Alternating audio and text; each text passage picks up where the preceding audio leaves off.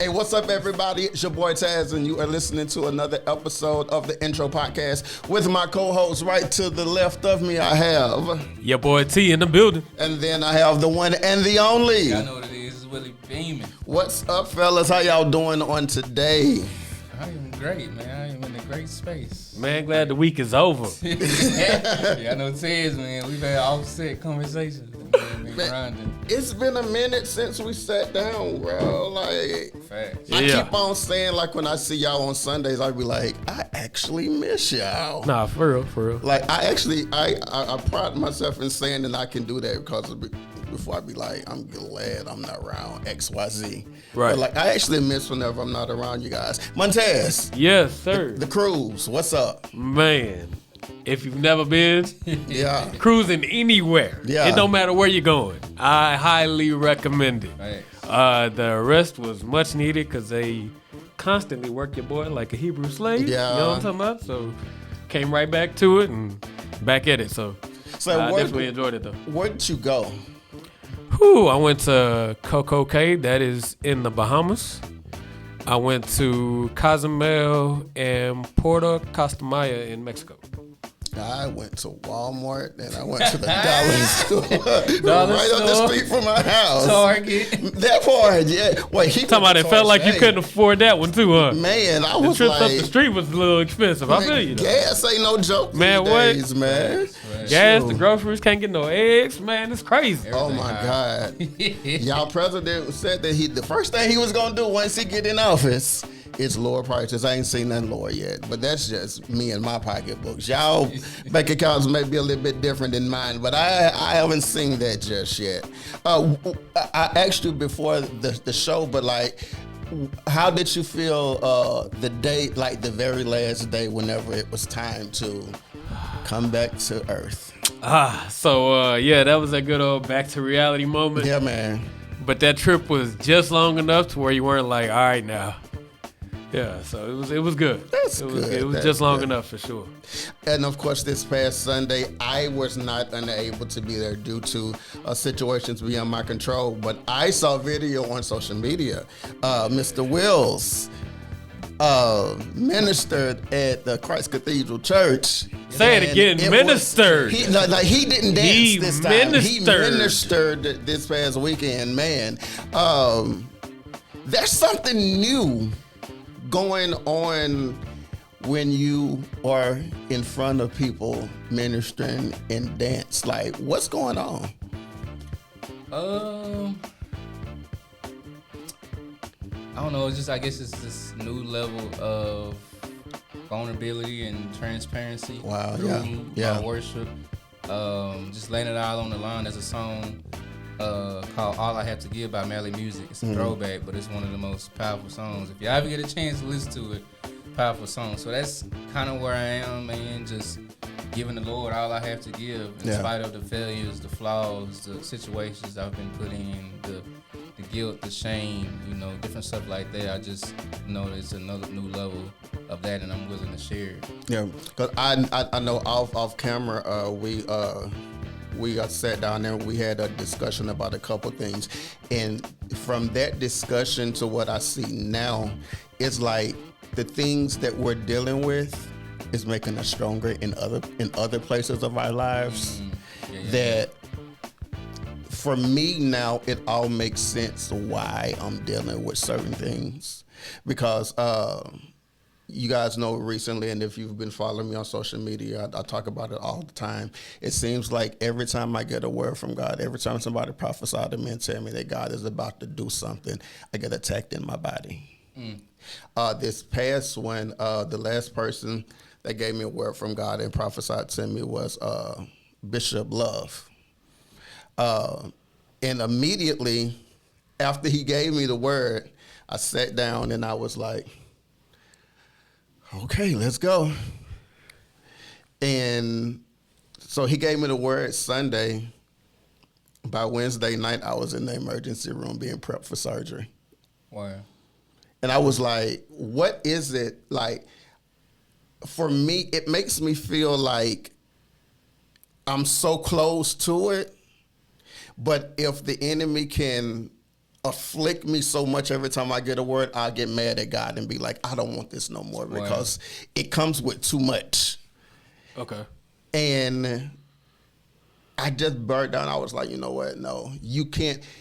It's literally right there. Like I reposted a video, a prophecy from the pastor from London. Yeah, I remember that. Right after that prophecy, another signal to me. But it's like, and I entitled it "Fully Restored" because at the end of the prophecy, that's what he said. And I'm like, fully restored is on the way. It's just me being able to stay in position in lieu of everything that's going on, Right. to actually receive that. And sometimes it's easier to say than to do. Yeah, I mean, the enemy's going to attack because he hears the word just like you hear. He knows what God has coming for you, just like God knows what he has coming for you. So I think we have to make sure that we stay in tune with him, but then also, like you said, be prepared for those attacks. And shoot, David got his word, say, hey, you're going to be a king one day. Yeah. And guess where he had to go? Right back to the field. Yeah. So just think of this or those times as your field experience. Yeah. But guess what? That's how people get hired, from their field experience. Yeah. So just, that. don't discount it. Yeah. And like you said, it's going to make you stronger at the end of the day. So he's just preparing you for what he's got coming. Because I definitely see the growth from the first time I saw you dance up until what I saw on the internet on Sunday. Like you, I call it Beyonce's internet on Sunday because you like even the expressions on your face, the movement of your body, when that like certain words, like your body actually puts emphasis on certain words. And I just want to encourage you and be like, whatever is, like I stopped praying, asking God, take me out of it. And I started praying, God, if I got to go through this, please just hold me while I'm in it. Thanks. 100%. I like that. Because it's making, one thing I learned about this recent surgery is, sometimes God will allow things to happen to sit you down so that you can dive into some things. I've been able, because I've just been in bed pretty much, I've been able to brainstorm more about the short films. Okay. As of next month, the 1st, I am going to be a student at Full Sail University, getting my bachelor's in cinematography. Let's get it. Full Sail is in my mind like the best school in the U.S. for media. You would love the fact that anything that goes on WWE, a Full Sail student has done that. All the graphics, all the visuals. Nice. Yeah. Speaking of the WWE, I got to ask you later on about this past weekend.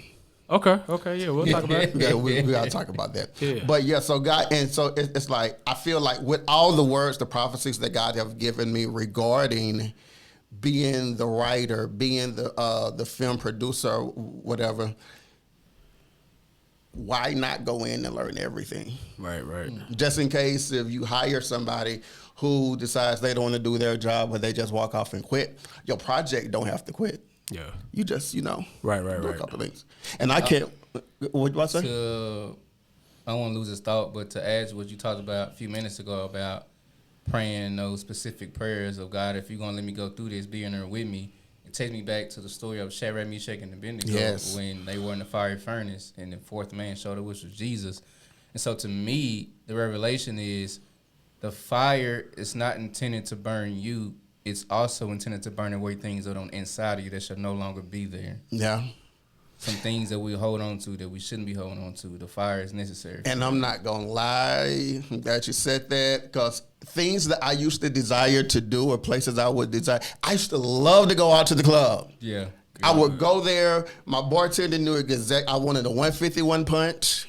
They said, yeah. And that's what everybody say when I said that. I want my 151 punch. My God. Every single Friday. Yeah. But like, God has literally, he's taken the taste of wanting to be in that kind of environment out of my mouth. Yeah.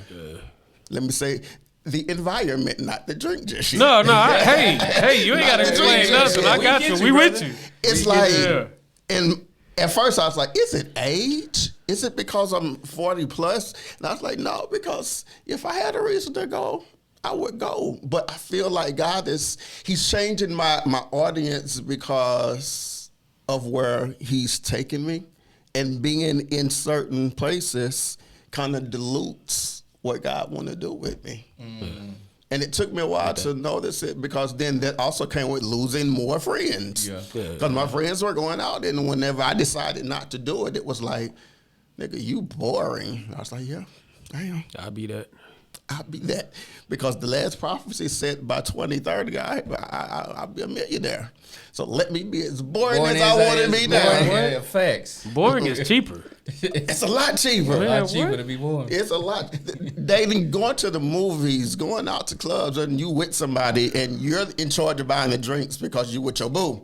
Yeah, of course. You have to buy the food because you're taking them out to dinner. Yeah. Like, no, it's too much. I feel you. Me and Netflix and y'all be chilling. Oh, we be chilling. And the best thing about it is if I fall asleep, I can go back to where I was. It's a great thing. Yeah. Like 2 episodes back. Yeah. Let's go. Yeah. Now I did have a movie partner. He kind of just fell off, but we would text each other on certain movies that we would watch together at the same time, but in different places. Oh, I remember hearing about that. That's crazy. And he just fell off, huh? All that money, he just... No, I feel you. Back to this whole Willie dancing thing. Like, yeah, man. I remember, so I've known Willie for a while now. And when I first got it was probably maybe about a month or 2 after I saw him dance the first time. And I was actually comfortable with Willie at this point. I was like, yeah, and he was actually still with Neon Flame at the time. He had a little 3-piece group. It was, a dope group. Mm-hmm. Them my guys love them to this day. You know what I'm talking about? Running to either one of them. I wish I would have known them, because they solid I hear a lot about them. Yeah, they're solid individuals for sure. And I told Willie, I was like, man, you're supposed to do this by yourself. Like, it looks great. Mm-hmm. When you're about, because you just get that opportunity to freeform. Yes. And I understand it because I used to dance. Mm-hmm. So to see him do it, it's like, hey, man, I know it don't sound good right now, and it might not be a comfortable space. Yeah. But you need to do this on your own. Yeah. Like, this one you got to do for you and by you. Like, you and God gonna do this. I actually tell the dancers here at Christ Cathedral, like, whenever they're solo, whenever it's just them during praise and worship, there's a whole nother level. You can tell a nother level of intimacy because I'm not going off of what I studied necessarily. Right. And if I feel something, you're not worried about the script at that point. I'm not worried about it. I can go off script and give God whatever I want to give him at that point. We'll never know. Ever know, because you're by yourself. This is your personal thing. So I love solo dancing. Yeah, so Willie, I just want to say, bro, I appreciate you making me not look crazy. That boy. When I said that, between you and God, you had to make your boy look crazy, so I feel like I was onto something. I want to get Willie dancing somewhere out where there's a lot of sand, to where whenever he's doing, like, he can kick up dust, and that whole atmosphere would be ridiculous. I bet you could do that in like a studio, though. No, I want him outside, though. You want him outside? I want him outside. Okay. Like, take him to Arizona and let him dance in the desert kind of dance. Sir, drink your water. A whole bunch of water. Drink your water. Make sure I got water. Make sure I'm Gatorade up. That part. How do you feel whenever people react to your ministering and dance? It's a great feeling, man. Like I mentioned, this past Sunday, ministering that song, What Can I Do, by Todd Tribbett, one of my favorite albums, Greater Than.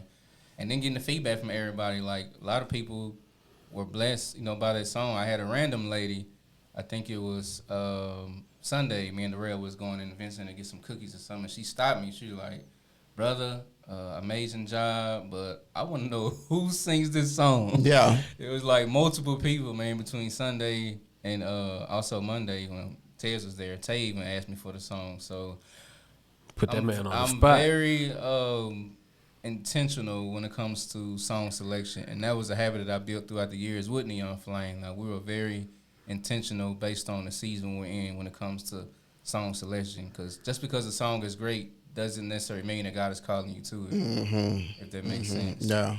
So yeah, and then an older story years ago when Break Every Chain first came out, Tasha Cobbs, me and Brandon did a duet piece to it.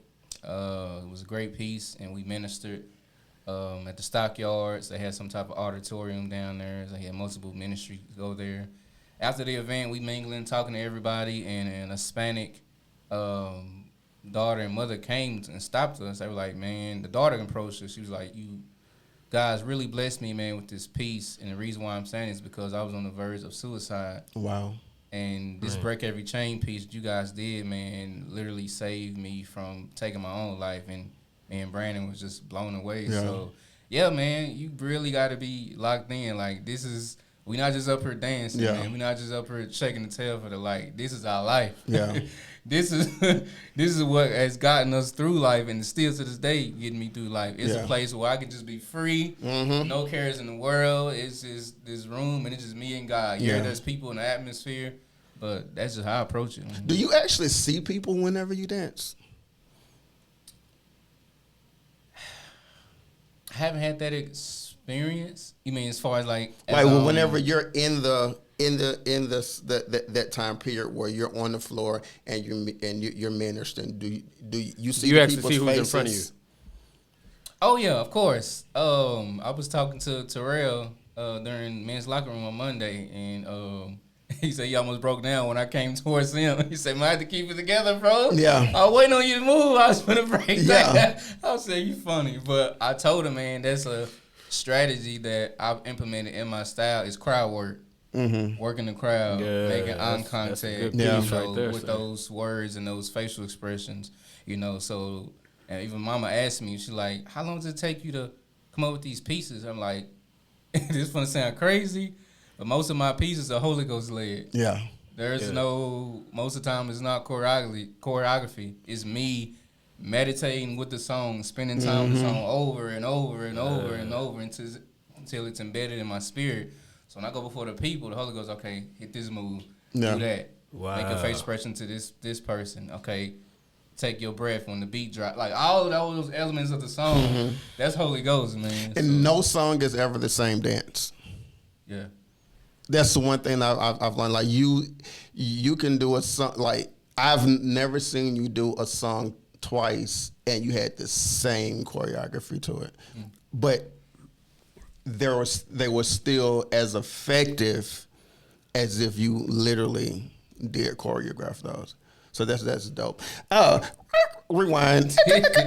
You used to dance? Yes, I did. They was there. So my ending to my dancing. Matter of fact, it was me and Darrell. Me and Darrell used to be in the same group. But seeing Willie dance, I had to put my gloves on. I was like, nah, this ain't for me. This is all him. I'm going to go ahead and focus on ministry, which that was necessary at that time. I see why now, but I had to focus on ministry. So, I had to hang up the gloves. Give a shout out to, I've given her the official title of the podcast mother, the one and only Pastor Laura O'Neal. Yeah. Mama. Thank you for everything that you do for us, all of your encouragement. Special shout out to one of our loyal listeners or followers, Stephanie Campbell. Hey. You got to shout your girl out, man. Consuela.